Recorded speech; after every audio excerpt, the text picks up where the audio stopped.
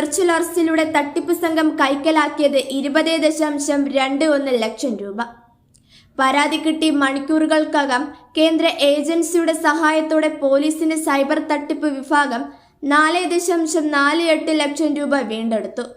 Old railway സ്റ്റേഷനിലെ ഫ്ളാറ്റിൽ തനിച്ച് താമസിക്കുന്ന ഡെയ്സി തോമസ് ആണ് സൈബർ തട്ടിപ്പിന് ഇരയായത്. 28 രാവിലെ 8 മണിയോടെ ഡെയ്സിയുടെ മൊബൈൽ ഫോണിലേക്ക് തട്ടിപ്പ് സംഘത്തിന്റെ ആദ്യ ഫോൺ കോൾ എത്തി. മുംബൈ കൊളാബോ പോലീസ് സ്റ്റേഷനിലെ ഉദ്യോഗസ്ഥനെന്ന വ്യാജേനയായിരുന്നു സംസാരം. ഡെയ്സിയുടെ പേരിൽ മുംബൈയിൽ ഒരു ഫോൺ കണക്ഷനും ബാങ്ക് അക്കൗണ്ടും ഉണ്ടെന്നും അക്കൗണ്ട് വഴി 5.38 കോടി രൂപയുടെ അനധികൃത പണമിടപാട് നടന്നിട്ടുണ്ടെന്നും വിളിച്ചയാൾ അറിയിച്ചു. അനധികൃത ഇടപാടുമായി ബന്ധപ്പെട്ട് അറസ്റ്റ് ഒഴിവാക്കാനുള്ള നടപടിക്രമങ്ങളിലേക്ക് പണം അയച്ചു കൊടുക്കണമെന്നും ആവശ്യപ്പെട്ടു.